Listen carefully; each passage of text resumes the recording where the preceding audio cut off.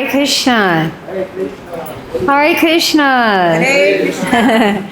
Welcome to our Sunday Krishna book reading to Srila Prabhupada. Thank you, Srila Prabhupada, for allowing us to come and read to you.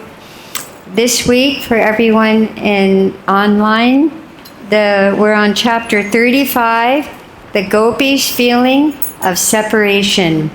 And as we always do, let us offer our respectful obeisances to Srila Prabhupada and to each other. Nama Om Vishnuvadaya Krishna Prastaya Bhutale Srimati Bhaktivedanta Swaminiti Namane Namaste Saraswati Deve Gauravani Pacharane Nirvasesha Sunyavadi Paskachade Satarane. And to each other, Vancha Kalpadrubhyascha Kripa Sindhu Bhyevacha Patitanam Pavanebhyo Vaishnavebhyo Namo Namaha. Chapter 35, the Gopis' feelings of separation. The Gopis of Vrindavan were so attached to Krishna that they were not satisfied simply with the rasa dance at night. They wanted to associate with him and enjoy his company during the daytime also. When Krishna went to the forest with his cowherd boyfriends and cows, the Gopis did not physically take part, but their hearts went with him. And because their hearts went, they were able to enjoy his company through strong feelings of separation. To acquire this strong feeling of separation is the teaching of Lord Chaitanya and his direct disciples, the 6 Goswamis. When we are not in physical contact with Krishna, we can associate with him like the Gopis through feelings of separation. Krishna's transcendental form, qualities, pastimes, and entourage are all identical with him. There are 9 different kinds of devotional service. Devotional service to Krishna in feelings of separation elevates the devotee to the highest perfectional level, to the level of the Gopis. Make sure you hold the microphone close to your mouth. It is stated in the Srinivas Acharya's prayer to the 6 Goswamis that they left the material opulences of government service and the princely status of the life and went to Vrindavan, where they lived just like ordinary mendicants, begging from door to door. But they were so much enriched with the Gopis' feelings of separation that they enjoyed transcendental pleasure at every moment. Similarly, when Lord Chaitanya was at Jagannath Puri, he was in the role of Radharani, feeling separation from Krishna.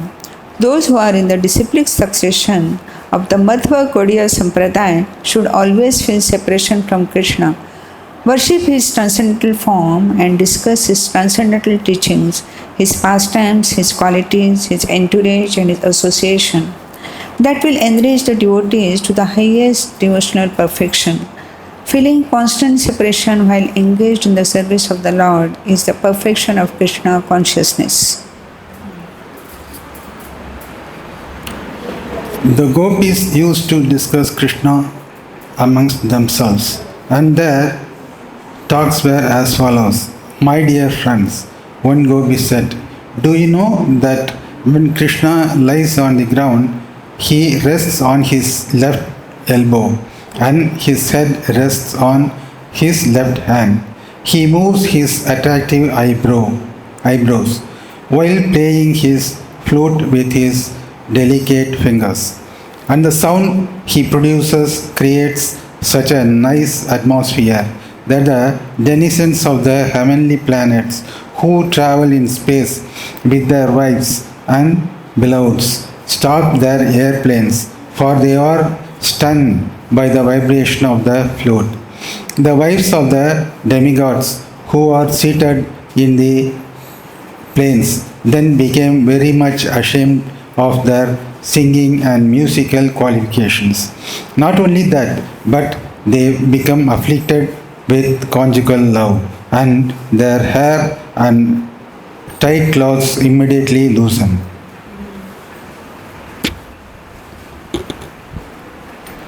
Another Gopi said, My dear friends, Krishna is so beautiful that the goddess of fortune always remains on his chest, and he is always adorned with a golden necklace.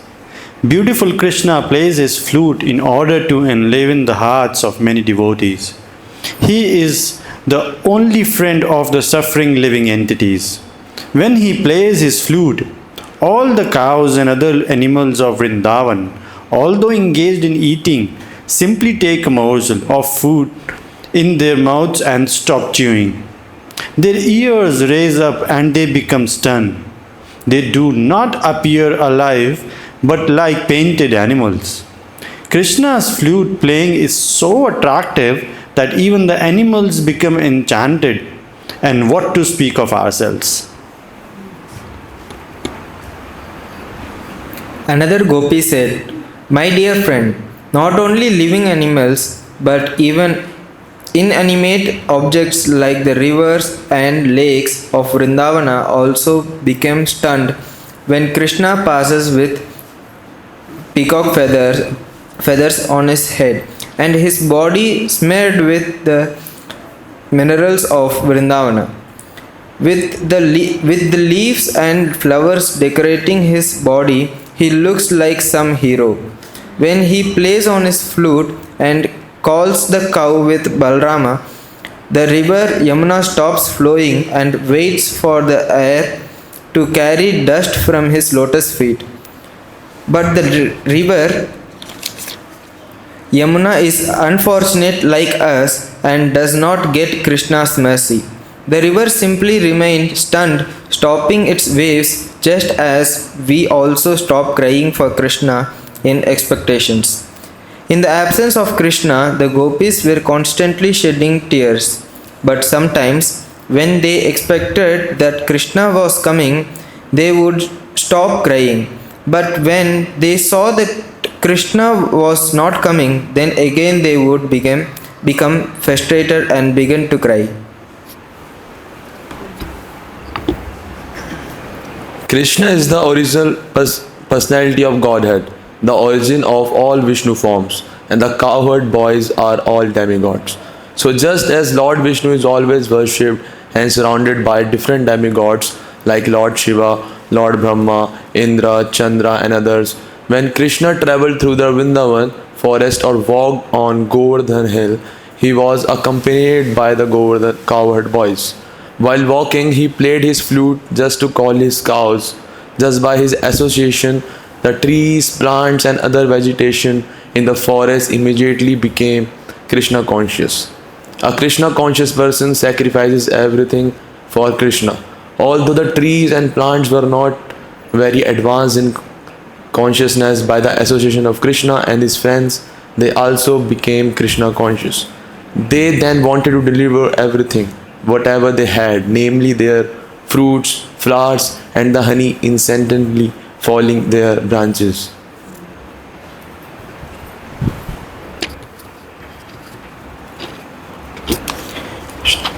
When Krishna walked on the bank of the Yamuna, he was seen nicely decorated with tilaka on his face. He was garlanded with different kinds of forest flowers, and his body was smeared with the pulp of sandalwood and tulsi leaves. The bumblebees became mad after the fragrance and sweetness of the atmosphere and began to hum. Being pleased by the humming sound of the bees, Krishna would play his flute, and together the sound becomes so sweet to hear that aquatic birds like cranes, swans, and ducks were charmed. Instead of swimming or flying, they become stunned. They closed their eyes and entered a trance of meditation in worship of Krishna. One gopi said, "My dear friends, Krishna and Balram are nicely dressed with earrings and pearl necklaces. They enjoy themselves on the top of Govardhan hill, and everything becomes absorbed in transcendental pleasure when Krishna plays on his flute, charming the whole created manifestation. When he plays, the clouds stop their loud thundering out of fear of him. Rather than disturb the vibration of his flute, They respond with mild thunder and so congratulate Krishna, their friend. Krishna is accepted as the friend of the cloud because both the cloud and Krishna satisfy the people when they are disturbed. When the people are burning due to excessive heat, the clouds satisfy them with rain. Similarly, when people in materialistic life become disturbed by the blazing fire of material pangs, Krishna consciousness gives them relief like a cloud. The cloud and Krishna, having the same bodily color also, are considered to be friends.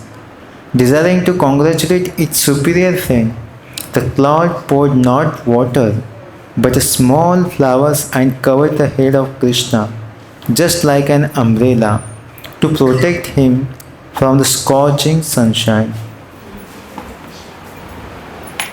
One of the gopis told Mother Yashoda, "My dear mother, your son is very expert among the cowherd boys. He knows all the different arts of how to tend the cows and how to play the flute. He composes his own songs, and to play them he puts his flute to his mouth. When he plays, either in the morning or in the evening, all the demigods, including Lord Shiva, Brahma, Indra, and Chandra, bow their heads and listen with great attention. Although they are very learned and expert, they cannot understand the musical arrangements of Krishna's flute.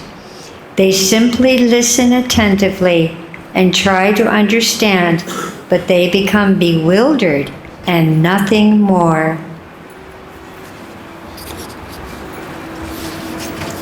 Another gopi said, "My dear friends, when Krishna returns home with his cows, the footprints of the soles of his feet with flag, thunderbolt, trident, and lotus flower relieves the pain the earth feels when the cows traverse it. He walks in a stride which is so attractive, and he carries his flute. Just by looking at him, we become lusty to enjoy his company. At that time, our movement ceases.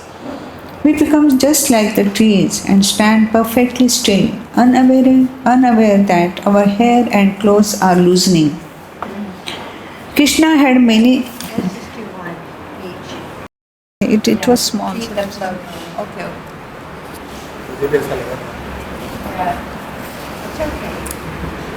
Krishna had many thousands of cows and they were divided into groups according to their colors. They were also differently named according to color.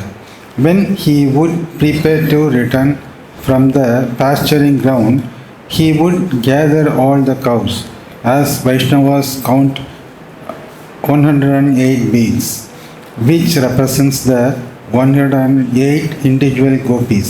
So Krishna would also count on 108 beads to count the different group of cows.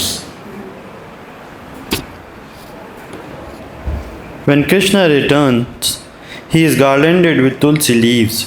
A gopi described him to a friend. He puts his hand on the shoulder of a cowherd boyfriend and begins to blow his transcendental flute. The wives of the black deer became enchanted upon hearing the vibration of his flute, which resembles the vibration of the veena. The deer came to Krishna and became so charmed that they stand still, forgetting their homes and husbands. Like us, who are enchanted by the oceans of the transcendental qualities of Krishna, the she deer became enchanted by the vibration of his flute. Another gopi told Mother Yashoda, "My dear mother, when your son returns home, he decorates himself with the buds of the kunda flower, and just to enlighten and gladden his friends, he blows his flute. The breeze blowing from the south creates a pleasing atmosphere because it is fragrant and very cool. Minor demigods like the Gandharvas and Siddhas take advantage of this atmosphere and offer prayers to your son by sounding their bugles and drums. Krishna is very kind to the inhabitants of Vrajabhumi, Vrindavana, and when he returns with his cows and friends, he is remembered as the lifter of Govardhana hill. Taking advantage of this opportunity, the most exalted demigod like Lord Brahma and Lord Shiva come down to offer their evening prayers, and they accompany the cowherd boys in glorifying the qualities of Krishna. Krishna is compared to the moon, born in the ocean of the womb of Devaki. When he returns in the evening, it appears that he is fatigued, but he still tries to gladden the inhabitants of Vrindavan by his auspicious presence. When Krishna returns, garlanded with flowers, his face looks beautiful, adorned with golden earrings. He walks into Vrindavan with a stride just like the elephants and slowly enters his home. Upon his return, the man, woman, and cows of Vrindavan immediately forget the scorching heat of the day.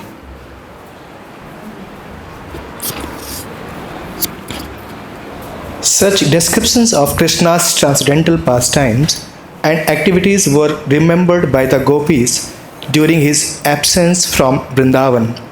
They give us some idea of how attractive Krishna is, not only to human beings but to all animate and inanimate objects. In Vrindavan, everyone and everything is attracted to Krishna, including the trees, the plants, the water, and the animals like the deer and cows. That is a perfect description of Krishna's all attractiveness. The example of the gopis is very instructive to the person who are trying to absorb in Krishna consciousness. One can very easily associate with Krishna simply by remembering his transcendental pastimes. Everyone has a tendency to love someone. That Krishna should be the object of love is the central point of Krishna consciousness. By constantly chanting the Hare Krishna mantra and remembering the transcendental pastimes of Krishna, one can be fully in Krishna consciousness and thus make the life sublime and fruitful. Thus ends the Bhakti-Vedanta purport of the 35th chapter of Krishna, the gopis' feeling of separation. Hari Bol!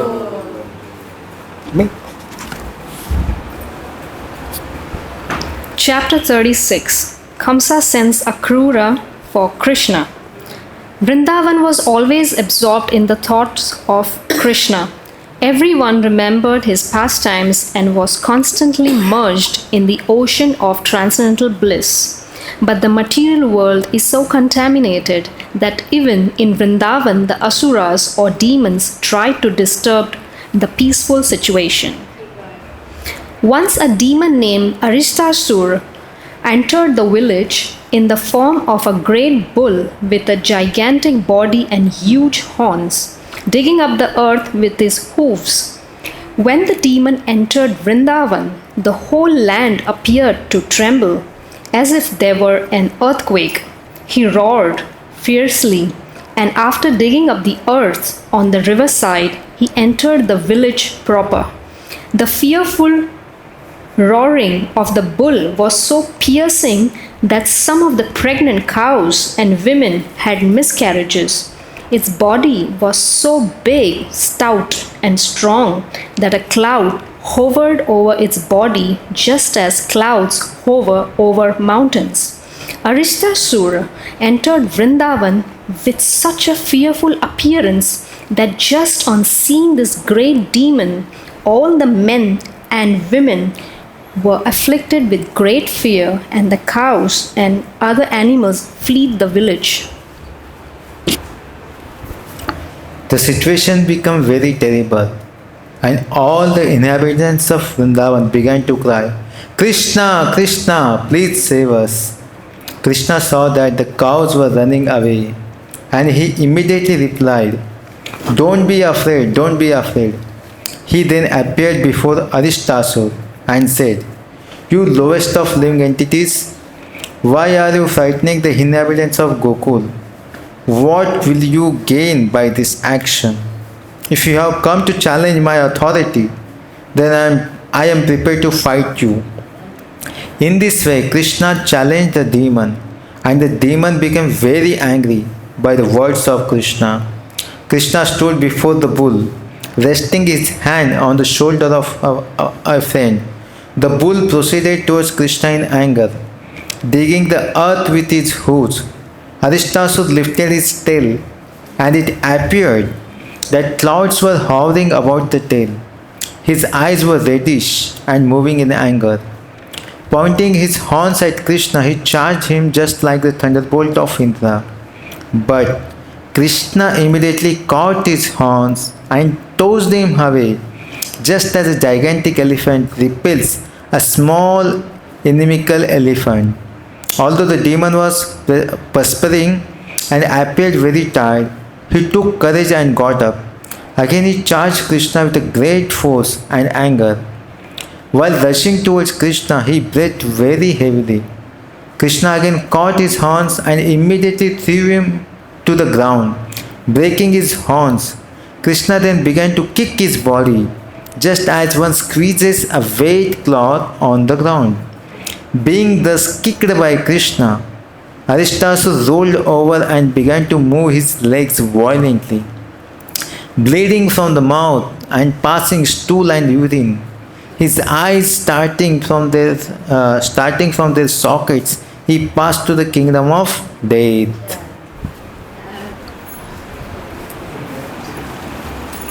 Prabhupada would laugh when they said passing stool and urine. The demigods in the celestial planets showered flowers on Krishna for his wonderful achievement. Krishna was already the life and soul of the inhabitants of Vrindavan, and after killing this demon in the shape of a bull, he became the cynosure of all eyes. With Balaram, he triumphantly entered Vrindavan village, and the inhabitants glorified him and Balaram with great jubilation. When a person performs some wonderful feat, his kinsmen and relatives and friends naturally become jubilant. It was after this incident that the great sage Narada disclosed to Krsna the secret of Krishna. Narad Muni is generally known as Deva Darshana, which means that he can be seen only by demigods or persons on the same level with the demigods. But Narada visited Kansa, who was not at all on the level of the demigods, and allowed Krishna to see him, allowed Kansa to see him. Of course, Kansa also saw Krishna. What to speak of Narada Muni? But unless one sees the Lord or his devotees with purified eyes, one cannot derive the actual benefit. Of course, anyone who associates with a poor devotee derives imperceptible benefit, which is called Ajnat Sukruti. One cannot understand how he is making progress, yet he makes progress by seeing the devotee of the Lord. Narad Muni's mission was to finish things quickly. Krishna appeared in order to kill the demons, and Kansa was the chief among them. Narad wanted to expedite things. Therefore, he immediately approached Kansa with all the real information. "You are to be killed by the eighth son of Vasudeva." Narad told Kansa, "That eighth son is Krishna. You were misled by Vasudeva. You were misled by Vasudeva into believing that the eighth issue of Vasudeva was a daughter. Actually, the daughter was born to Yashoda, the wife of Nanda Maharaj, and Vasudeva exchanged his son for the daughter. So you were misled. Krishna is the son of Vasudeva, as is Balram. Being afraid of your atrocious nature, Vasudeva has tactfully hidden them in Vrindavan out of your sight." Narad further informed Kamsa, "Krishna and Balram have been living incognito in the care of Nanda Maharaj. All the asuras, your companions who were sent to Vrindavan to kill different children, were killed by Krishna and Balram. As soon as Kamsa got the information from Narada Muni, he took out his sharp sword and prepared to kill Vasudeva for his duplicity. But Narada pacified him. You are not to be killed by Vasudeva. He said, why are you so anxious to kill him? Better try to kill Krishna and Balarama. In order to satisfy his wrath, Kamsa arrested Vasudeva and his wife and shut them in iron chains. Acting on the new information, Kamsa immediately called for the Kesi demon and asked him to go to Vrindavana immediately to kill Balarama and Krishna. In actuality, Kamsa asked Kesi to go to Vrindavana to be killed by Krishna and Balarama and thus got salvation. Then Kamsa called for his expert elephant trainers as well as for the wrestlers Chanasura, Mustika, Sala, Toshala, etc. And he told them, my dear friends, try to hear me attentively. At Nanda Maharaja's place in Vrindavana, there are two brothers, Krishna and Balarama. They are actually two sons of Vasudeva. So, as you know, I have been destined to be killed by Krishna. There is a prophecy to this effect. Now I am requesting you to arrange for a wrestling match. People from different parts of the country will come to see the festival. I will arrange to get those two boys here and you will try to kill them in the wrestling arena.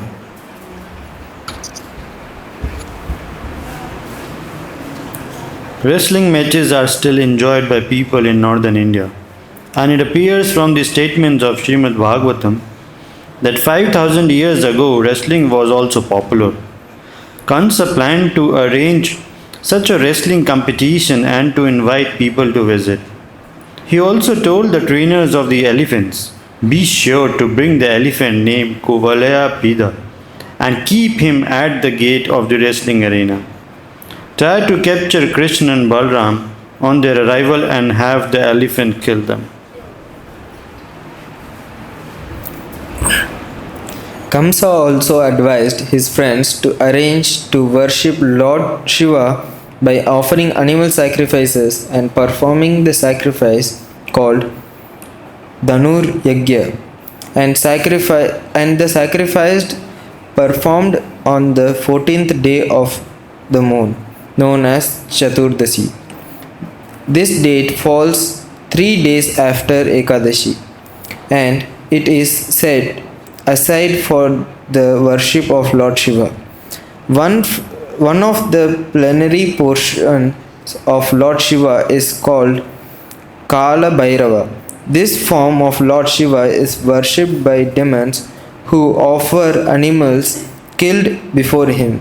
The process is still current in India in a place called Vaidyanatha Dama, where demons offer animal sacrifices to the deity of Kala Bhairava. Kamsa belonged to the demonic group. He was also an expert diplomat and so he quickly arranged for his demon friends to try to kill Krishna and Balram.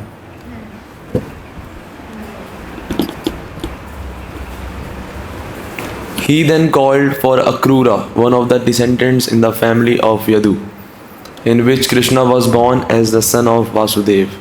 When Akrura came to see Kansa, Kansa very politely shook hands with him and said, my dear Akrura, actually I have no better friend than you in the Bhoja and Yadu dynasties. You are the most munificent person, so as a friend I am begging charity from you. Actually I have taken shelter of you exactly as King Indra takes shelter of Lord Vishnu. I requested you to go immediately to Vrindavan and find the two boys named Krishna and Balram. They are the sons of Nanda Maharaj. Take this night's chariot especially prepared for the boys and bring them here immediately. That is my request to you. Now my plan is to kill these two boys. As soon as they come in the gate, there will be giant elephant named Kulalapida waiting, and possibly he will be able to kill them. But if somehow or other they escape, they will next meet the wrestlers and will be killed by them. That is my plan. And after killing these two boys, I shall kill Vasudev and Nanda, who are the supporters of Rishni and Bhoja dynasties. I shall also kill my father Ugrasena and his brother Devka, because they are actually my enemies and are hindrances to my diplomacy and politics. Thus I shall get rid of all my enemies. Jarasandha is my father-in-law, and I have a great monkey friend named Dvivida. With their help, it will be easy to kill all the kings on the surface of the earth who support the demigods. This is my plan. In this way I shall be free from all opposition, and it will be very pleasant to rule the world without obstruction. You may know also that Sambara, Narakasur and Banasur are my intimate friends, and when I begin this war against the kings who support the demigods, they will help me considerably. Surely I shall be rid of all my enemies. Please go immediately to Vrindavan and encourage the boys to come here to see the beauty of Mathura and take pleasure in the wrestling competition.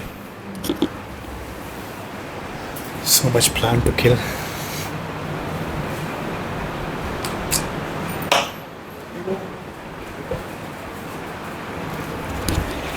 After hearing this plan of Kansa's, Akrura replied, "My dear king, your plan is very excellently made to counteract the hindrances to your diplomatic activities.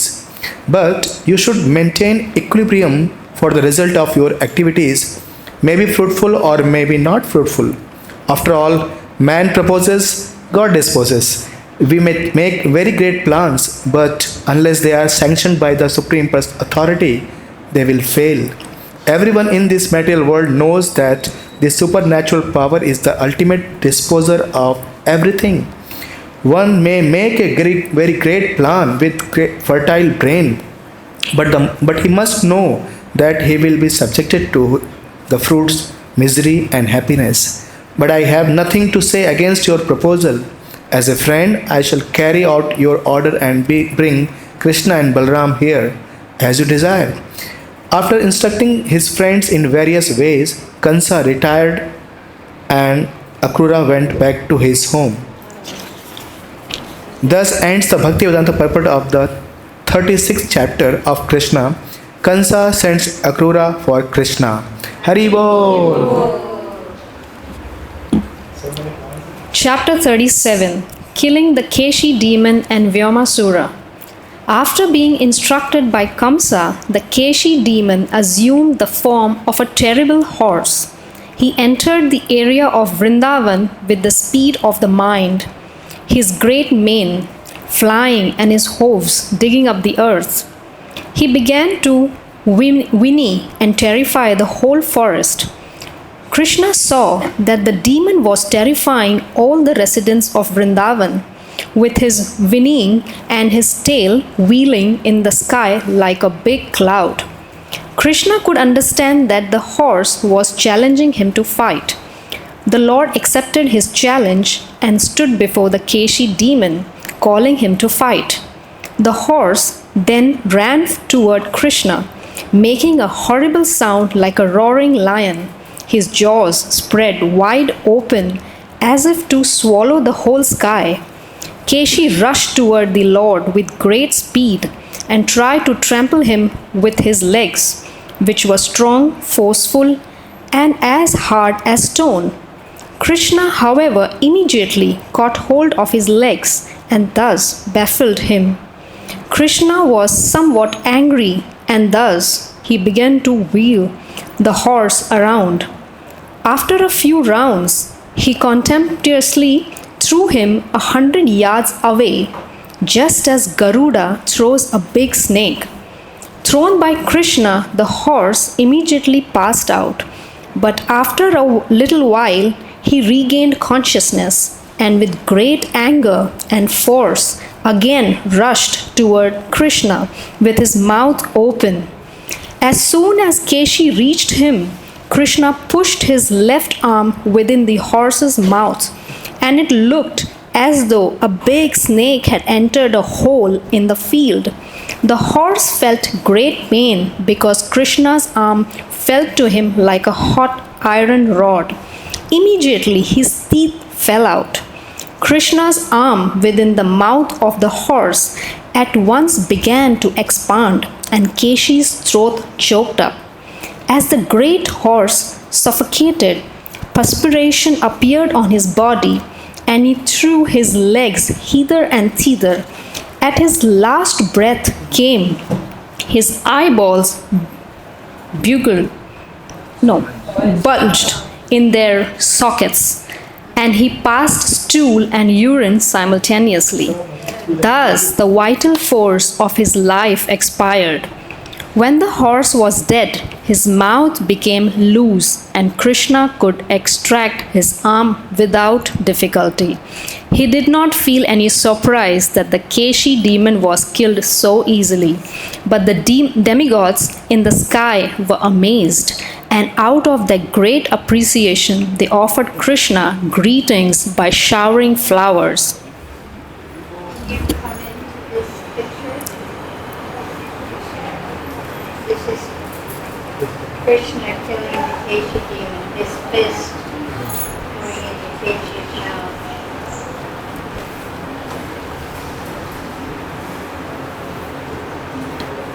Okay? After this incident, Narad Muni, the greatest of all devotees, came to see Krishna in a solitary place and began to talk with him. My dear Lord Krishna, he said, you are the unlimited super soul, the supreme controller of all mystic powers, the Lord of the whole universe, the all-pervading personality of Godhead. You are the resting place of the cosmic manifestation, the master of all the devotees and the Lord of everyone. My dear Lord, as the super soul of all living entities, you remain concealed within their hearts exactly as fire remains concealed in every place, every piece of fuel. You are the witness of all activities of the living entities, and you are the supreme controller within their hearts. You are self-sufficient before the creation. You existed, and by your energy, you have created all the material elements.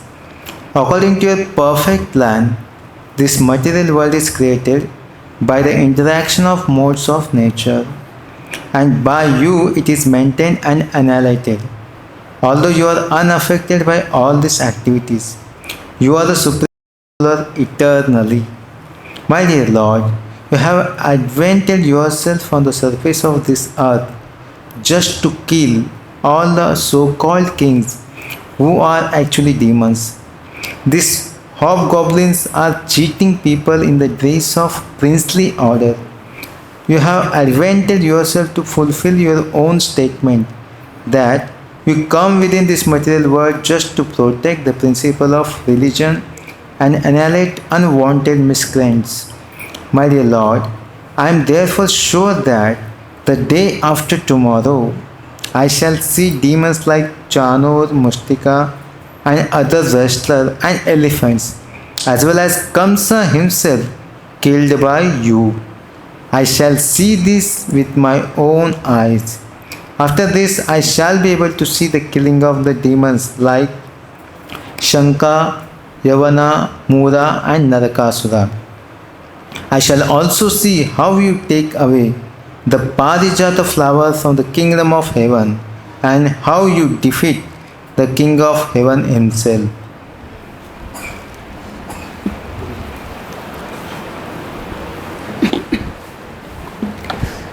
My dear Lord, Narad Muni continued, I shall then be able to see how you marry princes, the daughters of chivalrous kings, by paying the price of Kshatriya strength.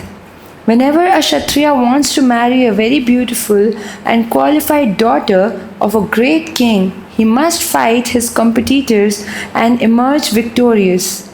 Then he is given the hand of the princess in charity. I shall also see how you save King Riga from a hellish condition, said Narad Muni. This you shall enact in Dwarka.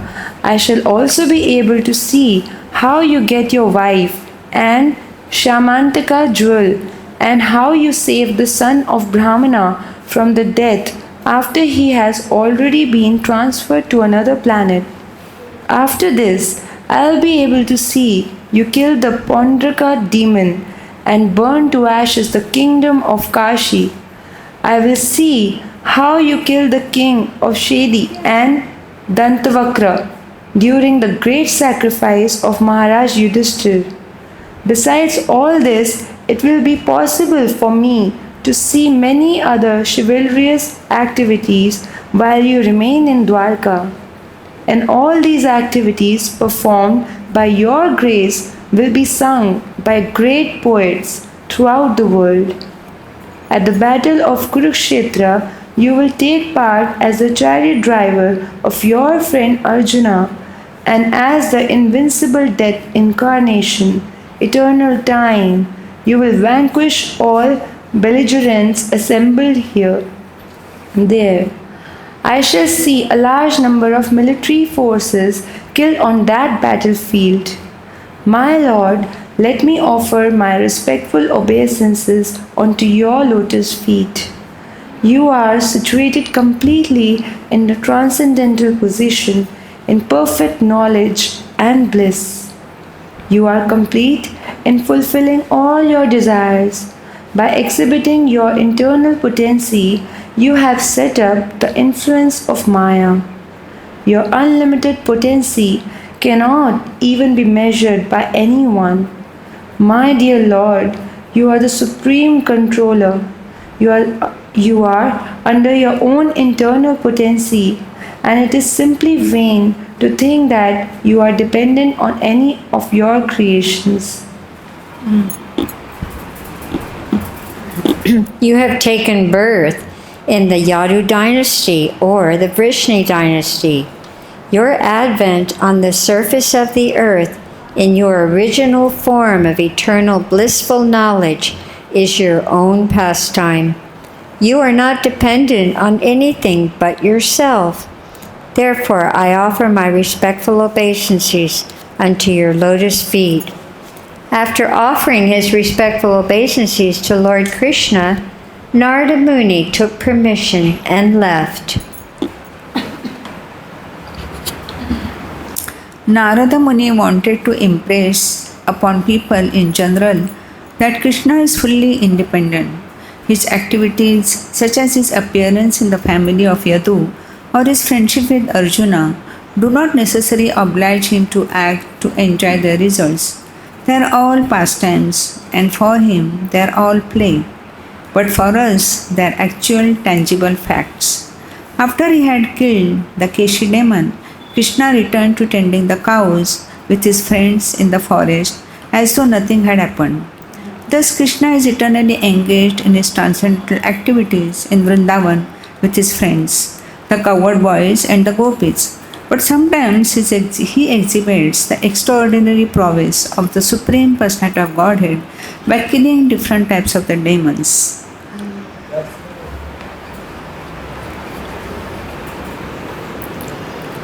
Later that morning, Krishna went to play with his cowherd boyfriends on the top of the Govardhana hill.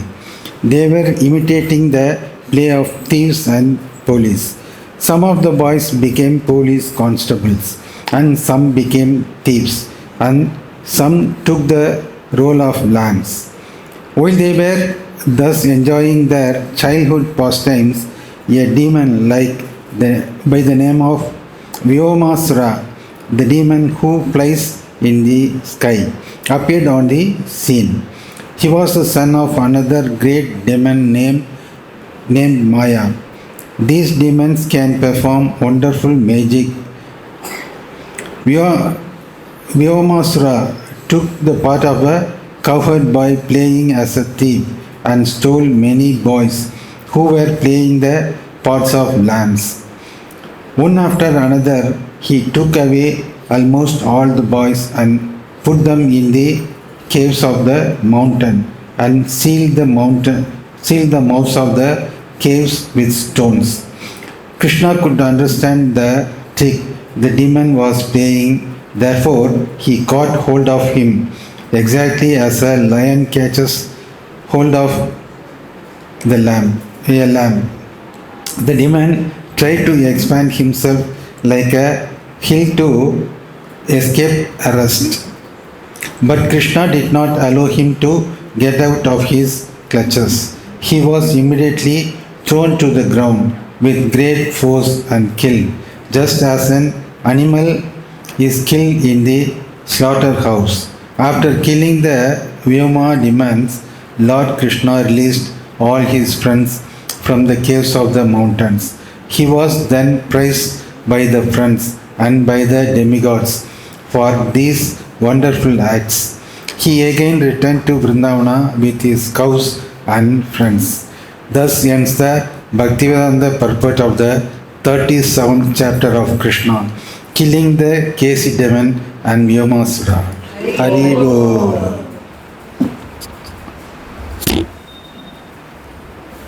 Chapter 38. Akrura's arrival in Vrindavan. Narad Muni did not mention Krishna's killing Vyomasura, which means that he was killed on the same day as the Keshi demon.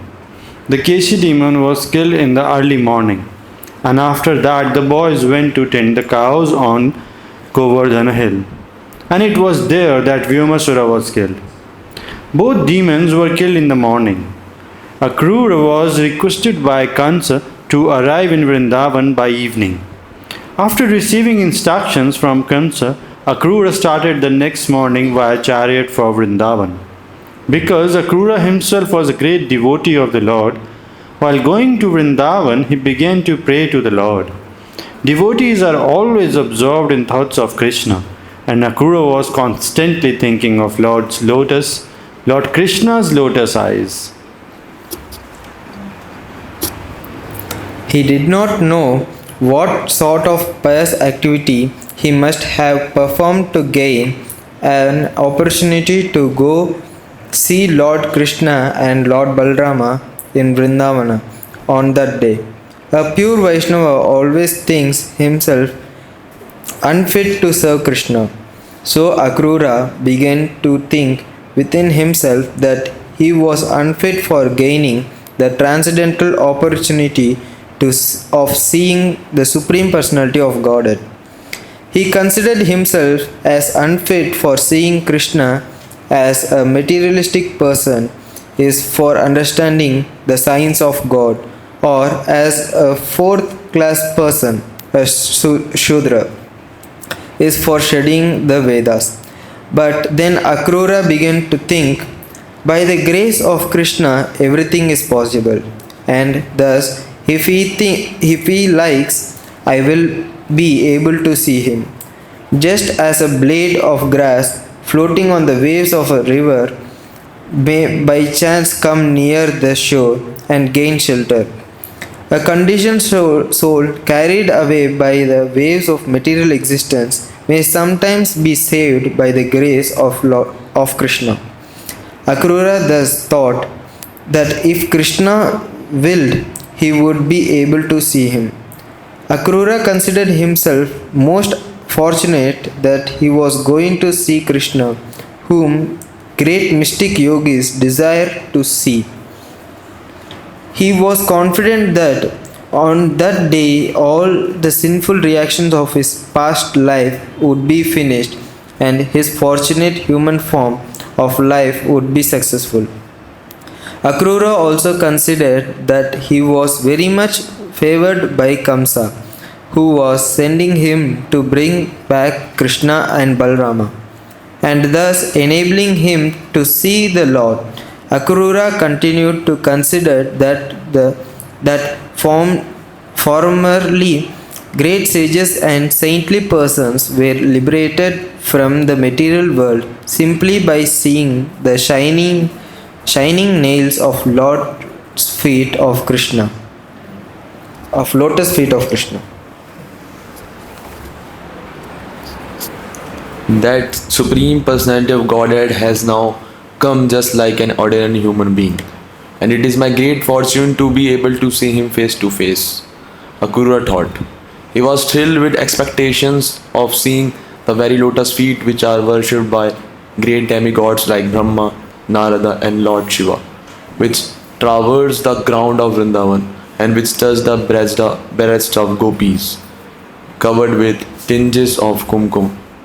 He thought, I am so fortunate that I will be able to see those very lotus feet on this day, and certainly I shall be able to see the beautiful face of Krishna, which is marked on the forehead and the nose with tilaka. And I shall also see his smile and his curling black hair. I can be sure of this opportunity because I see that today the deer are passing on my right side. Today it will be possible for me to actually see the beauty of the spiritual kingdom of Vishnu Loka, because Krishna is the supreme Vishnu and he has advented himself out of his own goodwill. He is the reservoir of all beauty. Therefore today my eyes will achieve perfection.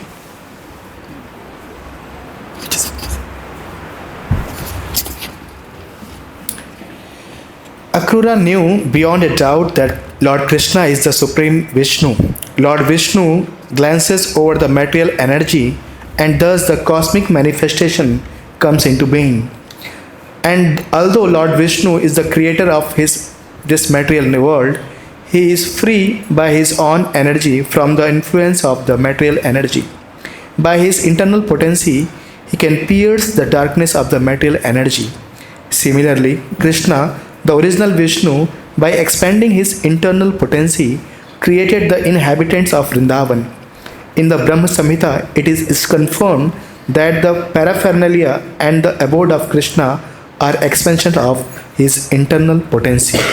The same internal potency Krishna exhibits in Golok Vrindavan is exhibited in the earthly Vrindavan, where he enjoys himself with his parents and in the company of his friends.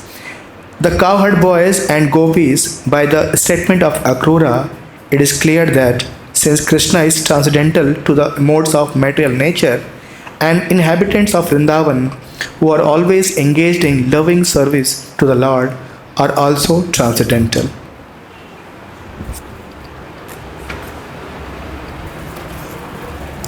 Akrura also considered the necessity of the transcendental pastimes of the Lord. He thought that the transcendental activities, instructions, qualities, and pastimes of Krishna are all for the good fortune of people in general. The people can remain constantly in Krishna consciousness by discussing the Lord's transcendental form, qualities, pastimes, and paraphernalia. By doing so, the whole universe can actually live auspiciously and advance peacefully. But without Krishna consciousness, civilization is but a decorated dead body. A dead body may be decorated very nicely, but without consciousness, such decorations are useless. Human society without Krishna consciousness is useless and lifeless. Akrura thought that Supreme Personality of Godhead Krishna has now appeared as one of the descendants of Yadu dynasty. The principles of religion are his enacted laws. Those who are abiding by such laws are demigods, and those who are not abiding are demons. He has advented himself to give protection to the demigods, who are very obedient to the laws of the Supreme Lord. The demigods and the devotees of the Lord take pleasure in abiding by the laws of Krishna, and Krishna takes pleasure in giving them all sorts of protection. As confirmed in the Bhagavad-Gita, these activities of Krishna is protecting the devotees and killing the demons are always good for men to hear and narrate. The glorious activities of the Lord will ever increasingly be chanted by the devotees and demigods. Krishna, the Supreme Personality of Godhead, is the spiritual master of all spiritual masters.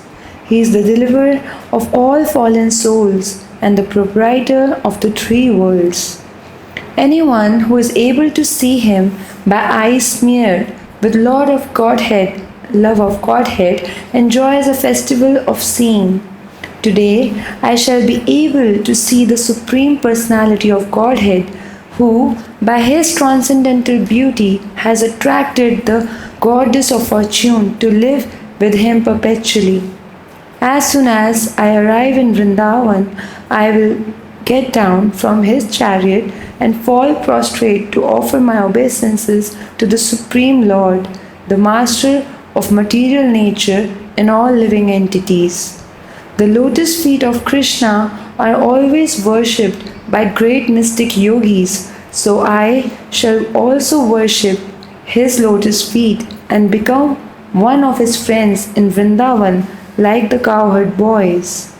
When I bow down before Lord Krishna in that way, certainly he'll place his fearless lotus hand on my head. His hand is offered to all conditioned souls who take shelter under his lotus feet. Krishna is the ultimate goal of life for all people who fear material existence, and certainly when I see him, he will give me the shelter of his lotus feet. I am aspiring for the touch of his lotus-like hand on my head. When that hand touched the presentations of King Indra and King Bali, these two became qualified to be the lords of the universe. And when that hand touched the gopis as they danced with Krishna in the Rasa Leela, it relieved all their fatigue. In this way, Akrura expected blessings from the hand of Krishna. He knew that Indra, who is the king of heaven and the master of the three worlds, the upper, middle, and lower planetary systems, was blessed by the Lord simply for his offering a little water which Krishna accepted. Similarly, Bali Maharaj gave only 3 pieces of land in charity to Vamanadev, and he also offered a little water which Lord Vamanadev accepted, and thereby Bali Maharaj attained the position of Indra. When the gopis were dancing with Krishna in the rasa dance, they became fatigued, and Krishna wiped his hand, which is as fragrant as a lotus flower growing in Manasa Sarovara lake, over the pearl-like drops of perspiration on the faces of the gopis, and immediately the gopis became refreshed.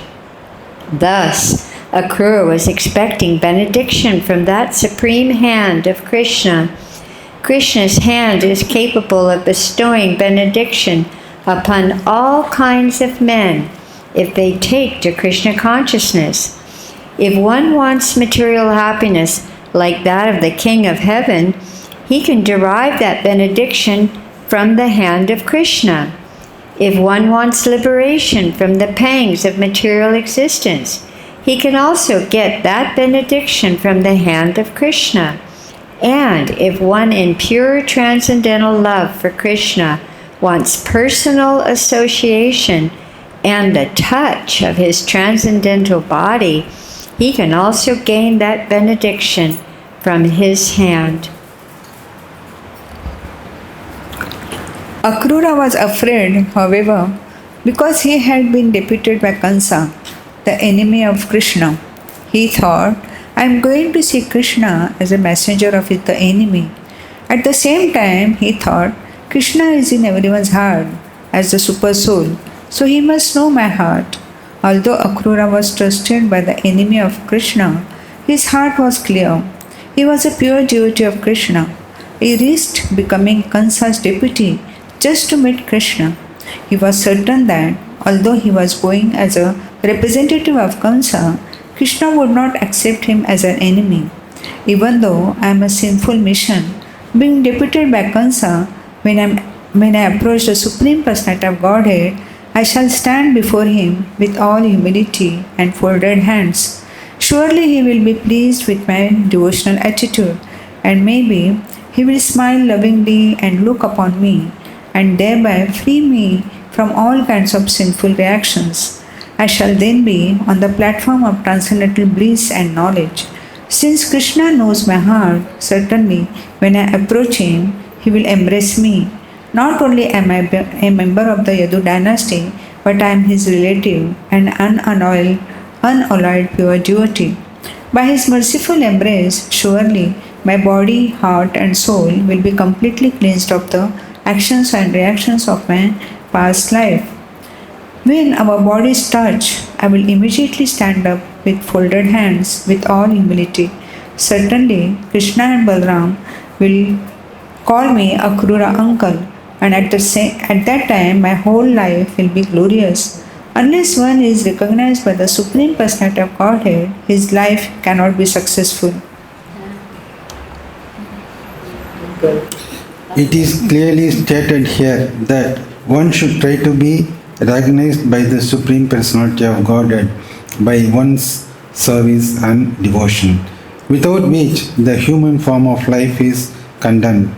As stated in the Bhagavad-Gita, the Supreme Lord, the Personality of Godhead, is equal to everyone. He has no friends and no enemies, but he is inclined to a devotee who render him service with devotional love. The Bhagavad-Gita also declares that the Supreme Lord is responsive in proportion to the devotional service rendered by the devotee. Akrura thought that Krishna was like the desire tree in the heavenly planets, which gives fruit according to the desire of the worshipper. The Supreme Personality of Godhead is also the resource of everything. A devotee must know how to render service unto him, and thus he recognized by him. In the Chaitanya Charitamrita, it is therefore explained that one should serve both the spiritual master and Krishna simultaneously, and in that way make progress in Krishna consciousness. Service rendered to Krishna under the direction of the spiritual master is bona fide service, because the spiritual master is the manifested representative of Krishna. Srila Vishwanath Chakravarti Thakura says that when one satisfies the spiritual master, he satisfies the Supreme Lord. It is exactly like service in a government office. One has to work under the supervision of the departmental head. If the supervisor of the department is satisfied with the service of a particular person, a promotion and increase in pay will automatically come.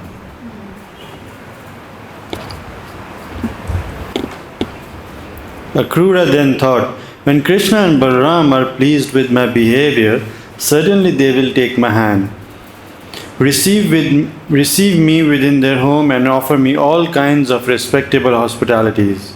And they will surely ask me about the activities of Kansa and his friends.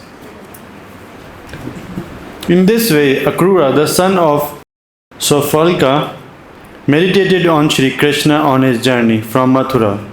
He reached Vrindavan by the end of the day. Akrura passed the whole journey without knowing how long it took. When he reached Vrindavan, the sun was setting. As soon as he entered the boundary of Vrindavan, he saw the hoofprints of the cows and Lord Krishna's footprints. Impressed with the signs of his souls, the flag, trident, thunderbolt, and lotus flower, these symbols on the soles of the Lord's transcendental lotus feet are worshipped by all the demigods and other great personalities throughout the three worlds. Upon seeing the footprints of Krishna, Akrura immediately jumped down from the chariot out of respect. He became overwhelmed with all the symptoms of ecstasy. he wept and his body trembled. Out of extreme jubilation upon seeing the dust touched by the lotus feet of Krishna, Akrura fell flat on his face and began to roll on the ground. Akrura's journey to Vrindavana is exemplary. One who intends to visit Vrindavana should follow the ideal footsteps of Akrura and always think of the pastimes and activities of Lord. As soon as one reaches the boundary of Vrindavana, he should immediately smear the dust of Vrindavana over his body without thinking of his material position and prestige. Srila Narottam Das Thakur has sung in a celebrated song, Vishaya Chadiya Kabe Shuddha Habe Mana. When my mind will be purified after leaving the contamination of material sense enjoyment, I shall be able to visit Vrindavana. Actually, one cannot go to Vrindavana by purchasing a ticket. The process of going to Vrindavana is shown by Akrura.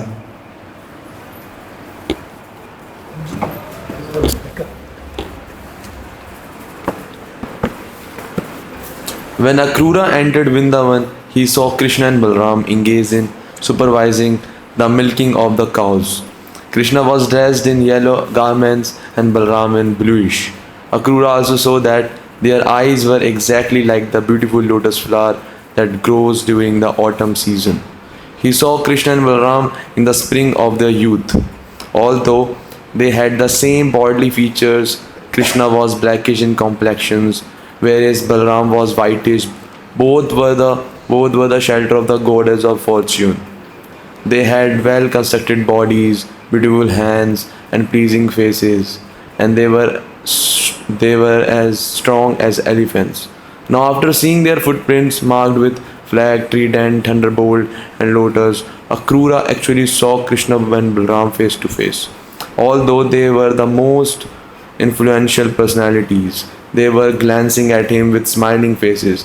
Akrura could understand that both Krishna and Balram had returned from tending cows in the forest. They had taken their baths and were dressed with fresh clothing and garlanded with flowers and with necklaces made by valuable jewels. Their bodies were smeared with the pulp of sandalwood. Akrura greatly appreciated the aroma of the flowers and sandalwood and their bodily presence. He considered himself very fortunate to see Krishna, the Supreme Personality of the Godhead, and his plenary expansion Balram face to face, for he knew that they were the original personalities of the creation.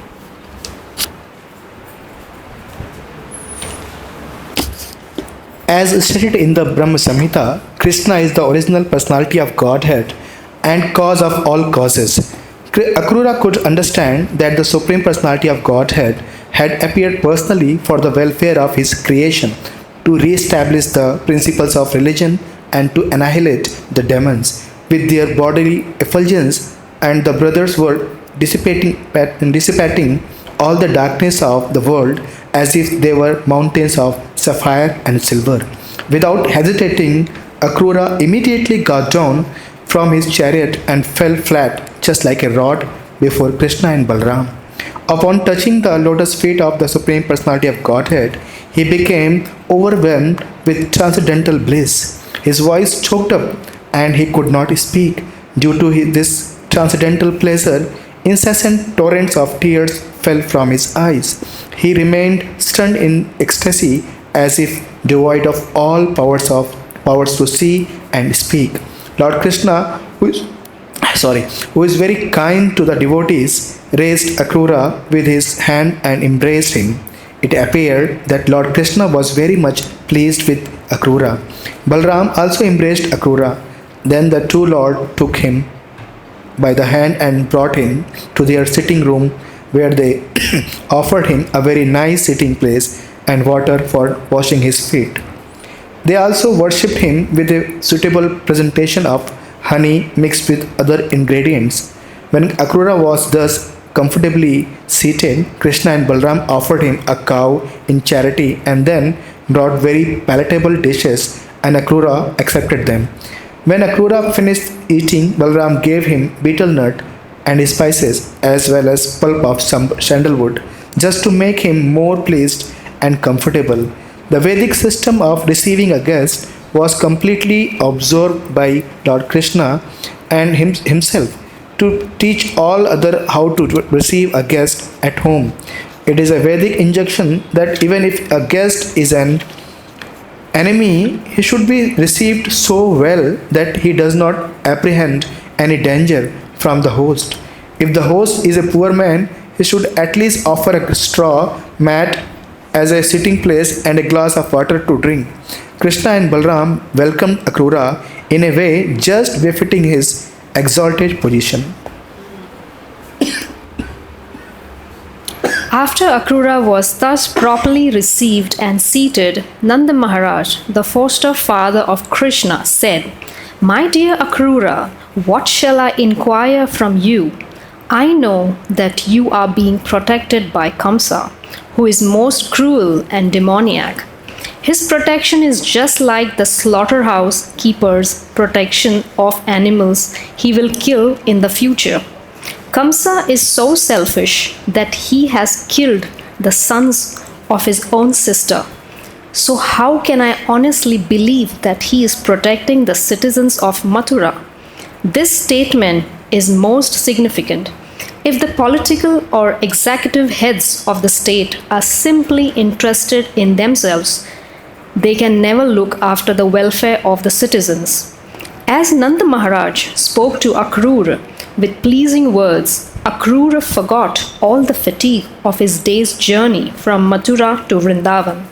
Thus ends the Bhakti-Vedanta purport of the 38th chapter of Krishna, Akrura's arrival in Vrindavan.